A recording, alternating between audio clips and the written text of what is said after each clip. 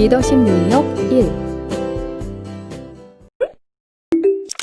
팀을 지속적으로 올바른 방향으로 이끌어가기 위해서는 리더십의 역할도 매우 중요하다고 할 수 있습니다.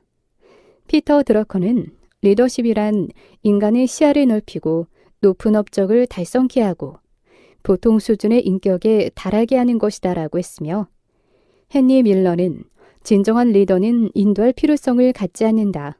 즉, 그는 길을 가리켜주는 것으로 족하다라고 했습니다. 팀에는 뛰어난 멤버와 탁월한 리더 모두 최고의 기량을 발휘해야 성공적인 팀으로 나아갈 수 있습니다.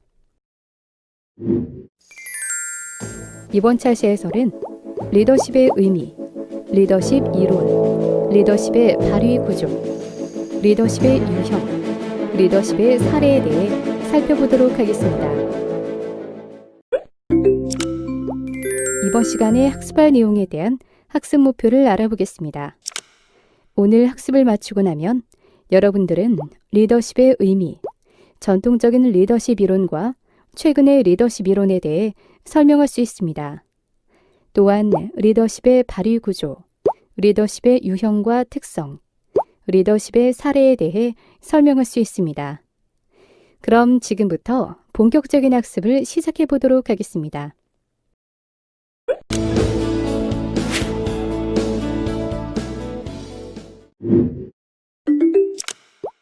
우리는 흔히 위대한 리더라고 불리우는 사람들을 뉴스나 매체들에서 자주 볼 수 있는데요. 그들은 훌륭한 리더십을 발휘하여 팀을 훌륭한 방향으로 이끌어 큰 성과를 거두었다라는 이야기를 많이 듣게 됩니다. 여기서 리더십에 대한 언급이 되는데요.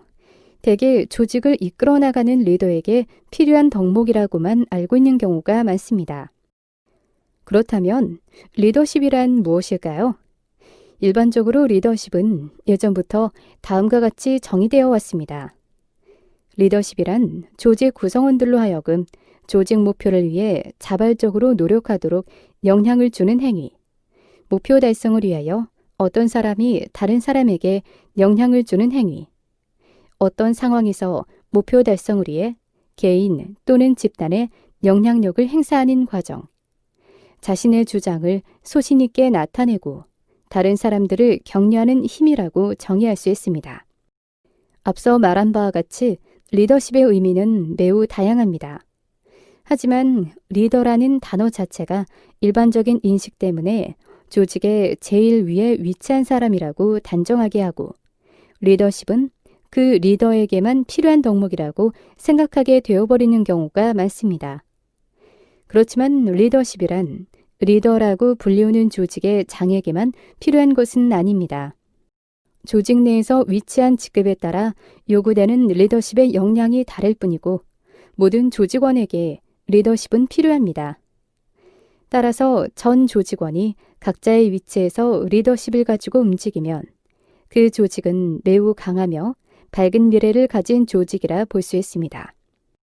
그렇기 때문에 앞서 말한 내용을 가지고 다시 리더십을 정리해 본다면 조직의 공통된 목적을 달성하기 위해 개인이 조직원들에게 영향을 미치는 과정이라고 정의할 수 있겠습니다.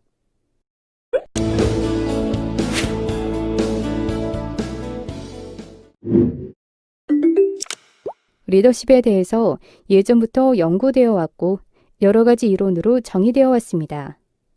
크게 전통적인 리더십 이론과 최근의 리더십 이론으로 나눌 수 있습니다. 먼저 전통적인 리더십 이론에는 어떤 것이 있는지 알아보도록 하겠습니다.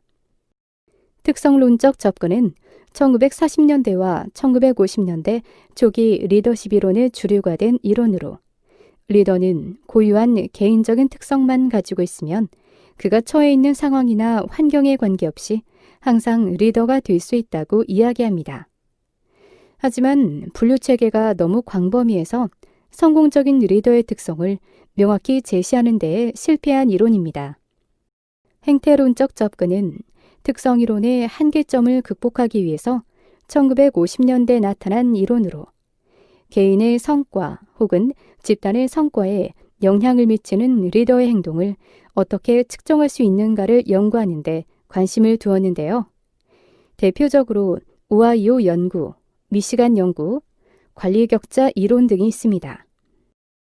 상황론적 접근법은 1970년대 이후부터 오늘날까지 리더십 연구의 주류를 이루고 있는 이론이고 상황 이론이라고도 이야기합니다. 이 이론에서 리더란 상황의 산물이기 때문에 상황에 따라 효과적인 리더십 유형이 다르다고 보았습니다. 따라서 관리자의 직무 중에 가장 중요한 기능 중의 하나는 리더십 효과성에 영향을 미치는 많은 상황적 요소들을 진단하고 평가하는 것입니다.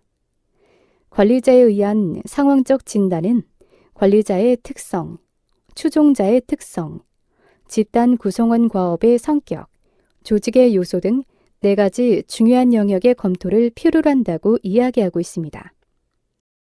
권력, 영향력 접근법은 리더가 보유한 권력의 크기와 유형, 권력이 행사되는 방법을 중심으로 리더십의 효과성을 설명하는 이론입니다. 이번에는 최근의 리더십 이론에 대해 살펴보도록 하겠습니다. 최근의 리더십 이론은 이전의 리더십 이론과는 더 발전되거나 다른 양상을 띠고 있는데요. 어떻게 진행되고 있는지 알아보도록 하겠습니다. 카리스마적 리더십 이론은 리더가 자신감, 비범한 행태, 비전을 제시하는 능력, 비전에 대한 확고한 신념, 변화 추진자, 환경에 대해 민감함을 보이면 추종자들은 영웅적이고 탁월한 리더십으로 인식한다는 이론입니다. 거래적, 변환적 리더십 이론은 서로의 동기 수준을 높이기 위한 리더와 추종자 간의 상호작용 또는 교환 과정이라고 정의하고 있는데요. 여기서는 리더십을 거래적 리더십과 변환적 리더십의 형태로 구분하고 있습니다. 거래적 리더십은 추종자의 역할을 눈에 보이게 구분하고 업무상 요구사항에 잘 따르도록 추종자들을 이끌고 동기화시키는 리더십을 말하는 데 반해 변환적 리더십은 개인적 관심보다는 좀 더 차원이 높은 도덕적인 가치와 이성에 호소하여 추종자의 의식을 변화시키는 리더십 유형을 변환적 리더십이라고 합니다. 여기서 변환적 리더십이 조직 구성원의 동기를 높이고 조직의 목적을 달성하기 위한 가장 이상적인 리더십이 되는 것으로 보이지만 아직 변환적 리더가 추종자의 과업 수행에 미치는 효과성은 경험적으로 검증되지 않았습니다. 다음을 클릭하여 거래적 리더십과 변환적 리더십의 비교를 살펴보세요. 가치 경쟁적 리더십 이론에 대해 살펴보도록 하겠습니다. 기존의 이론들에서는 이상적인 리더십의 제시를 위하여 크게 과업 중심과 관계 중심의 2가지 형태로 리더의 역할을 규정하고 있었는데요. 그에 반해 최근에는 가치 경쟁적 리더십과 같은 통합적 관점을 유지하는 리더십 이론의 필요성이 강조되고 있습니다. 가치 경쟁적 리더십은 환경 적응, 목적 달성, 형태 유지, 통합 등의 4가지 활동이 서로 상반된 가치를 추구한다는 것입니다. 가치 경쟁적 리더십은 최근 사회복지 문헌에서 사회복지 조직 리더의 효과성을 탐구하기 위해 활용할 수 있는 이론으로서 주목받고 있습니다. 다음을 클릭하여 리더십 이론을 기초로 한 사회복지 조직 리더의 역할에 대해 살펴보세요. 귀인 이론은 리더가 당면하는 환경에 대한 해석에 의존해 그의 행동의 변화에 초점을 둔다는 이론으로 여기서 리더란 부하들의 성과 행동 요인이 부하들 자신에 있는 것인지 혹은 부하들 주변에 있는지를 결정하는 단서를 통합하는 정보 처리자를 의미합니다. 코칭 리더십에서 리더의 역할은 스포츠팀의 코치와 같으며 팀과 관련된 외부와의 연결자, 문제 봉착 시 회의와 협상을 주선하고 문제 해결 주도, 팀원 간의 갈등과 분쟁 해결, 팀원에 대한 과업 교육 등 지원의 역할을 합니다. 이러한 코칭 리더십의 대표적인 예로 히딩크 리더십을 들 수 있는데요.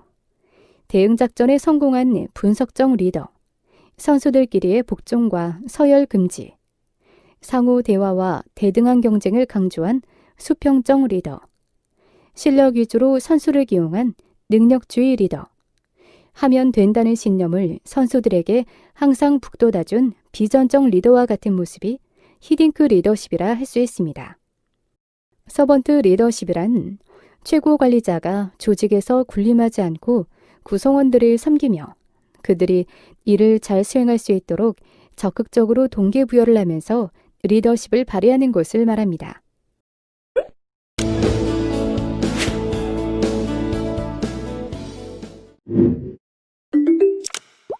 흔히 리더라고 불리우는 사람들을 간단히 정의해 본다면 리더는 미래 통찰력을 가지고 조직의 성장에 영향력을 미치는 공통된 목표를 제시하고 그 목표를 달성할 수 있도록 조직원들과 팀워크를 이루어 성과를 내는 과정을 주도하는 사람이라고 정의할 수 있습니다.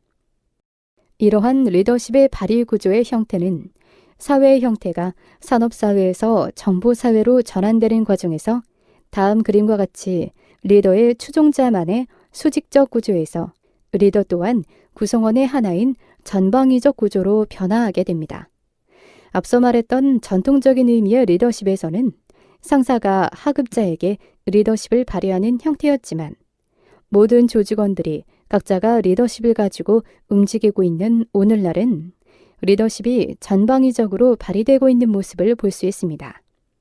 다시 말해서 하급자뿐만 아니라 동료나 상사에게까지도 리더십을 발휘해야 하는 형태인 것인데요. 요즘처럼 변화의 속도가 빠른 시기에는 각자의 위치에서 각각 신속하고 효율적인 의사결정이 필요하기 때문에 개개인마다 별도의 주체적인 리더십이 필요하다고 할 수 있습니다.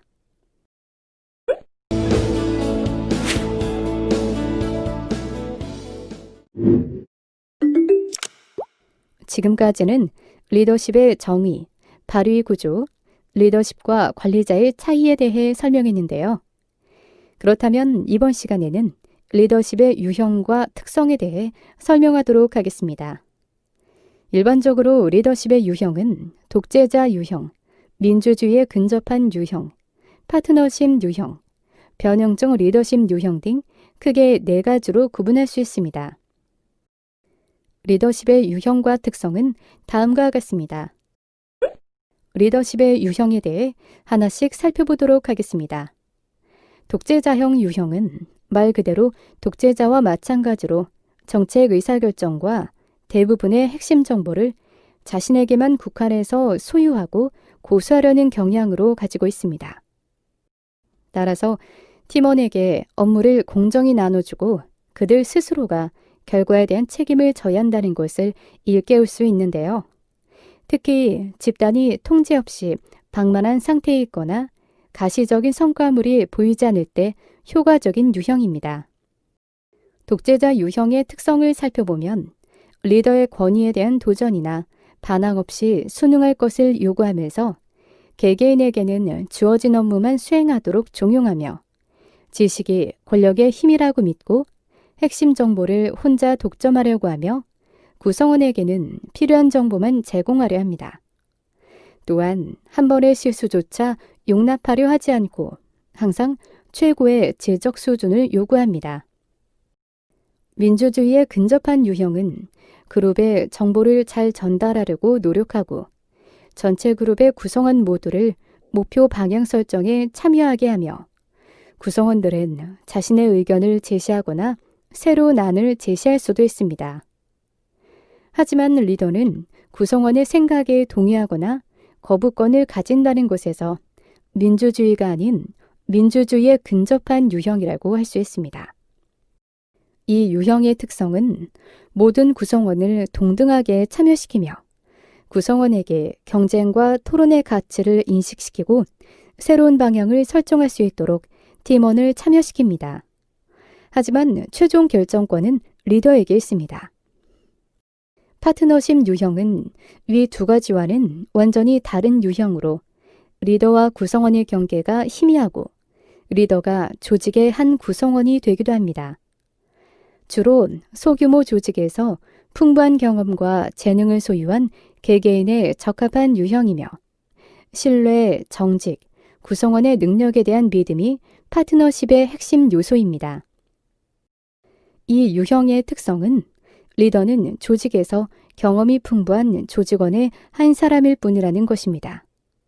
모든 구성원은 조직의 의사결정 및 팀의 방향 설정에 참여하며 조직 행동의 성과 및 결과에 대해 책임을 공유합니다. 마지막으로 변현적 유형의 리더십이 있는데요. 개개인과 팀이 지금의 상태를 뛰어넘고자 하는 리더에게 보이는 형태입니다. 이러한 변화적 리더는 조직이나 팀원에게 변화를 가져오는 원동력이 됩니다. 이 유형의 특성은 조직에 명확한 비전을 제시하고 구성원에게 쉽게 전달할 수 있으며 뛰어난 사업 수완을 지니고 의사결정이 조직에게 미치는 영향을 예견할 수 있습니다. 조직원 개개인이 중요한 존재임을 깨닫게 함과 동시에 리더에 대한 존경과 충성심을 불어넣으며 구성원이 직무를 완벽히 수행했을 때 칭찬을 아끼지 않아 한 가지 일에 대한 성공이 미래의 여러 도전에 대한 자극제가 될 수 있음을 깨닫게 합니다. 또한 리더가 시범이 되어 수행 불가능하다고 생각되는 일을 해나갈 수 있도록 자극을 주고 도움이 되는 일을 합니다. 지금까지 리더십에 대한 유형과 특성에 대해 살펴봤는데요. 성공적인 리더는 여러 상황에서 다양한 리더십을 혼용해서 사용할 것이므로 전체 조직의 문화 속에서 적절한 리더십을 사용한다면 성공적인 조직을 이끌어가는데 큰 도움이 될 것입니다.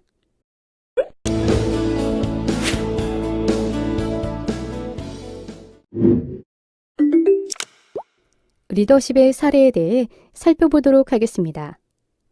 애플의 고 스티브 잡스, 에릭 슈미트 구글 회장, 빌 게이츠 마이크로소프트 전 회장, 1955년생 동갑내기 세 사람은 밀레니엄 3인의 영웅으로 불리며 자극과 경쟁을 통해 IT 혁명기를 이끌었습니다. 이들은 차별화된 경영 스타일을 무기로 기업의 외연을 확장시켰습니다. 스티브 잡스는 독창적인 아이디어와 직관을 무기로 삼았습니다. 다소 독선적이지만 빠르고 과감한 의사결정을 내리기로 유명했죠. 이를 통해 현재 애플 매니아가 구축되었지만 애플은 그가 사망한 지 5년이 지난 지금도 그늘에서 벗어나지 못하고 있습니다. 에릭 슈미트는 개발자로 출발해 최고 경영자 자리까지 올랐습니다. 스티브 잡스와 달리 조용하고 침착한 화법에 그림자 리더십으로 최고 기업으로 안착시켰습니다. 빌 게이츠는 철저한 사업가 기질로 마이크로소프트의 성공을 이끌었습니다. 독과점법 위반 논란 속에서도 특유의 통찰력과 강력한 리더십으로 위기를 극복하며 2000년대를 대표하는 기업으로 자리 잡았습니다. 한편 이와 같은 글로벌 기업을 모두 따돌리고 지난 2015년 미국 경영지 패스트 컴퍼니가 선정한 가장 혁신적인 기업 1위에 오른 와비파커의 사례도 주목해 볼 만합니다. 와비파커는 온라인을 통해 맞춤 제작된 안경을 판매하는 획기적인 방식으로 성장했는데 그 배경에는 와브스라고 하는 내부 인터넷 소통망이 있기에 가능했습니다.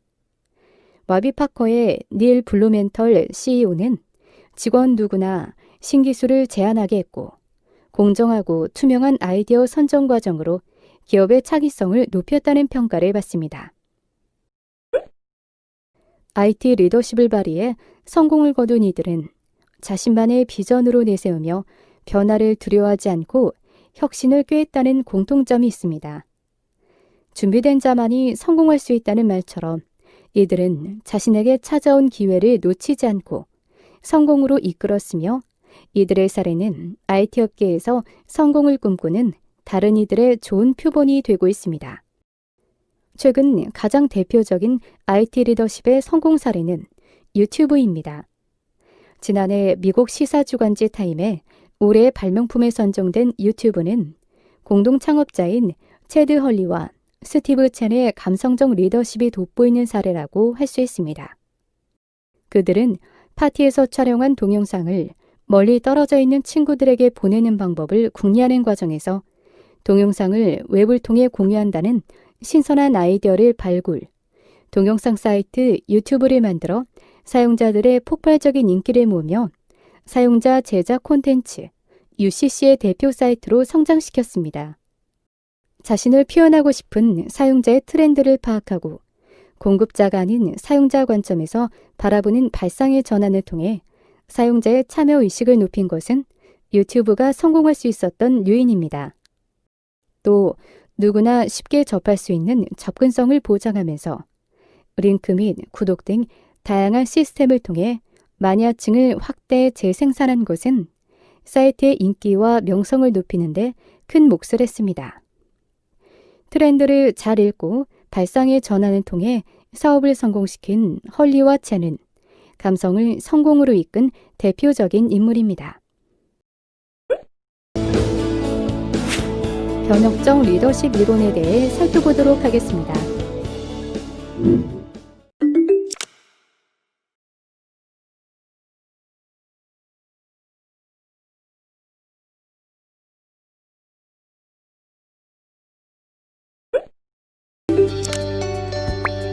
다음의 질문에 대한 각자의 의견을 입력하고 저장하기 버튼을 클릭하세요.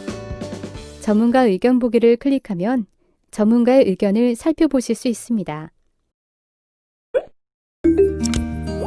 이번 시간의 학습 목표를 잘 성취하였는지 퀴즈를 통해 확인해 보도록 하겠습니다. 지금까지 배운 내용을 떠올리며 천천히 읽어보시기 바랍니다. 내용을 출력하여 필요할 경우 한 번 더 살펴보면 더 많은 도움이 될 수 있습니다.